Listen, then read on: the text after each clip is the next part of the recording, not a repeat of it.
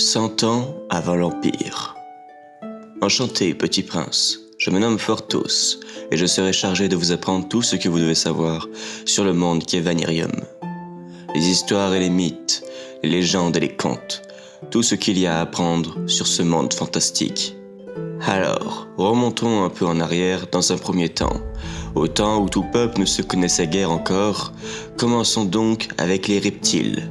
Parmi les premiers êtres à avoir peuplé cette terre, la race la plus intelligente parmi cette espèce est sans aucun doute les hommes lézards. De toute taille et de tout type, ils sont souvent de couleur verdâtre, mais bien que certains revêtent de couleurs plus extraverties et peu communes. Recouverts d'écailles, les crocs acérés et la vue perçante, ce sont aussi de très bons nageurs, situés aux zones marécageuses et humides.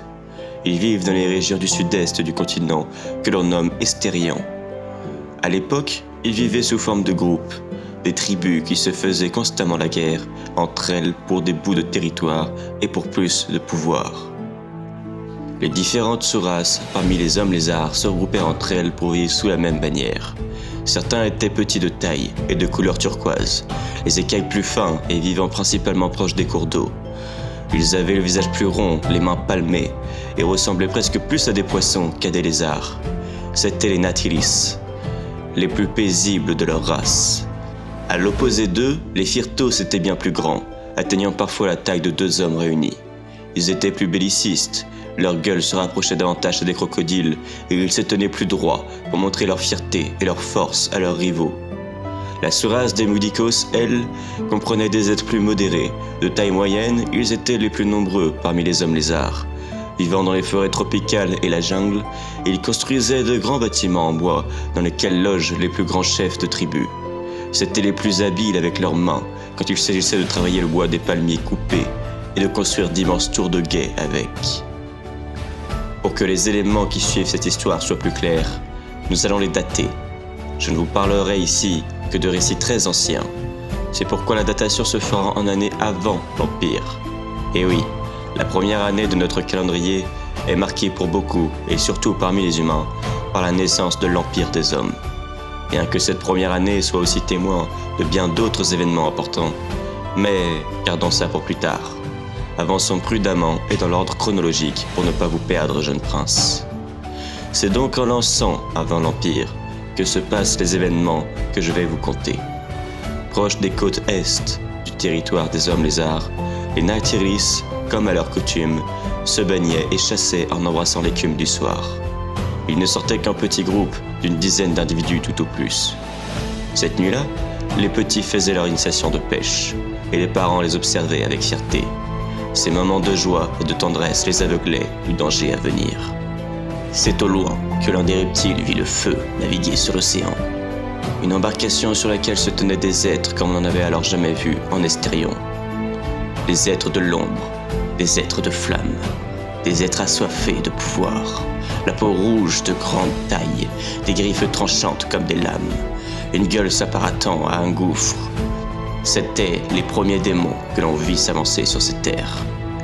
Ce navire ne comptait que 7 êtres venus de l'enfer.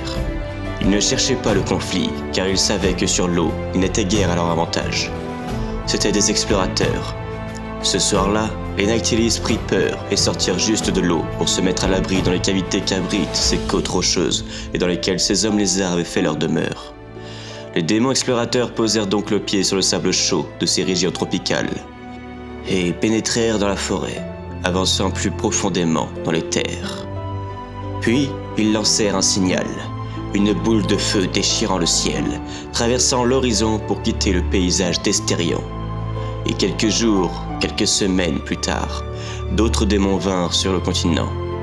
C'étaient toujours des venus de petits groupes, quelques dizaines naviguant sur de petites embarcations, pour accoster à chaque fois sur les côtes sud-est de terre. Tous s'avancèrent vers l'ouest. Les premiers incendies étaient un signal d'alarme. Très vite, les premiers affrontements entre les Firtos et ces explorateurs virent le jour. Le vent emporta les fumées de ces feux de forêt et de ces querelles jusqu'au nez des elfes des bois, au nord du territoire des hommes lézards. Ils se préparèrent au combat, renforcèrent leurs frontières et s'attristèrent de la situation, car c'étaient ceux qui vénéraient le plus les forêts parmi tous les peuples de Vanirium. Les troupes de démons avaient fini par aller au-delà des frontières des hommes lézards par l'ouest. Ils rencontrèrent pour la première fois des hommes, ceux qui vivaient au sud du désert central, vaste région désertique du continent peuplée majoritairement d'orques et d'hommes. Ces hommes étaient de peau noire. Ils avaient des terres remontant jusqu'au centre du désert, mais souvent pris d'assaut par les orques. Ils peuplaient un pays du nom de Kanga. En réalité, c'était plus une alliance de plusieurs tribus qu'un pays uni. Mais le Kanga est bien reconnu comme une nation et sous l'autorité, bien que remise en question par beaucoup, d'un patriarche. C'était lui qui commandait les diverses tribus de ce pays précaire. Le nom du patriarche était Kano. Il vivait dans la région du Likang, dans la capitale du nom de Ganko, et sa tribu était les Kotpo. Elle était reconnue comme la tribu primaire du Kanga. C'était la plus puissante, et les hommes qui la composaient savaient travailler le bois et mêler à la pierre. Ils fabriquaient divers outils et des lances pour chasser et combattre les tribus rivales. Bien que ces tribus se querellaient par moments, Kano était très apprécié par les autres chefs de clan. On peut citer parmi les chefs les plus importants Siamir de la tribu des Marsai, ou encore Pakbe, chef des Samba, et bien d'autres encore. Les premiers hommes à rencontrer les démons étaient ceux de la tribu des Konso, la tribu vivant le plus à l'est de cette région. Leur territoire bordait celui des hommes lézards, mais ils n'avaient que très rarement d'échanges hostiles avec ces derniers. Un cours d'eau servait de frontière naturelle pour séparer ces deux pays. On y trouvait majoritairement des Natilis qui préféraient se cacher et éviter le conflit. La plupart du temps, les seuls êtres avec lesquels les Konso avaient des conflits étaient les Ligonai, des clans barbares vivant dans les régions tropicales du sud-est. C'étaient des nomades bruns de peau et de petite taille, qui étaient en concurrence directe avec les hommes lézards et les Konso pour la chasse du gibier. Mais ce jour-là, Megala, la chef des Konso, ne croisa pas des Ligonai comme à son habitude, mais un feu venu des profondeurs du monde. Le combat fut intense et ces hommes pris par surprise brûlèrent sous les flammes des démons. Leurs cris étaient si forts et tragiques que la tribu voisine, les Okanvango, dirigée par Paltiro, se mit en chasse de cette troupe démoniaque. Une traque de 4 jours où les hommes réussirent par le nombre à submerger ces démons et étouffer ce feu. Mais ce n'était qu'un groupe composé de 5 individus, et les démons s'étaient déjà répandus dans toute la région du sud.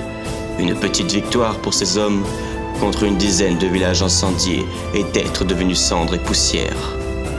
Les démons s'étaient aussi querellés avec les orques du désert. C'étaient des peaux vertes, créatures aux mœurs brutales. Ces orques vivaient dans les forêts de l'ouest, au pied des montagnes d'Elera, dans le désert central ainsi que plus haut au nord, proche des terres occidentales et du domaine des elfes. Les combats qu'ils engagèrent contre les démons étaient particulièrement violents, une violence à laquelle les orques étaient coutumiers. Ces divers affrontements qui opposaient ces différentes troupes de démons explorateurs contre les orques, humains et hommes lézards, devenaient courants dans le sud d'Estérion. Très vite, de nouveaux bateaux se mirent à accoster sur les côtes est, plus fournis, plus équipés. Les hommes lézards préparèrent donc leur défense. Les Mudikos plantèrent des pieux sur les plages. Les Firtos lancèrent des pierres depuis les côtes. Les Natilis, eux, restèrent immergés dans l'eau pour les prendre par surprise. Les démons se retrouvèrent en difficulté, car la mer était agitée et qu'ils n'étaient guère à l'aise sur l'eau. Certains avaient le pouvoir de lancer des boules de feu. Ils embrasèrent la plage depuis l'horizon. Les défenses qui étaient en bois brûlèrent, mais les hommes lézards avaient toujours l'avantage. Les Natilis percèrent les coques des bateaux, pendant que d'autres bondirent, se laissant emporter par le courant et les vagues, sur les navires. Armés de lances, ils délogèrent les démons de leur embarcation et les engloutirent par le fond. Ceux qui arrivèrent à atteindre les plages de feu finirent lapidés par les Firtos logés en hauteur. Ainsi, les hommes lézards repoussèrent les différents assauts des démons pendant 5 années de suite. Le reste des démons qui étaient déjà sur les terres furent éradiqués lors de luttes contre les orques dans le désert central, ainsi que par les hommes du Kanga, qui engagèrent différentes traques sous les ordres du patriarche Kano. Un soir, après une réunion des différents chefs de tribus au Kanga, Paltiro, chef des Okanvango, prit à part le patriarche pour lui faire part de ses inquiétudes. « Ces êtres de feu sont venus, et maintenant ils ne sont plus. Nous les avons éradiqués, mais ils reviendront. Ils sont tenus en échec par les hommes lézards sur les côtes est, à ce qu'on raconte. Mais pour combien de temps ? Sûrement viennent-ils d'autres terres, d'un autre continent, répondit Kano. Ils échouent par l'est. Alors il est certain qu'un jour, ils reviendront par une autre voie.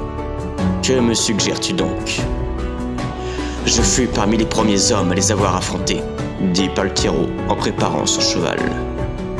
Nous les connaissons à présent, et les hommes lézards aussi. Mais si un jour ils tentent de revenir par d'autres chemins, alors tous les peuples d'Estérion doivent être prévenus. Envoyez-moi en tant qu'émissaire, pour la sécurité de tous les peuples, mais aussi du nôtre. Alors, avec l'accord du patriarche, Paltiero chevaucha vers le nord, en quête de prévention d'une menace tant redoutée à présent, celle qu'un jour les démons reviennent.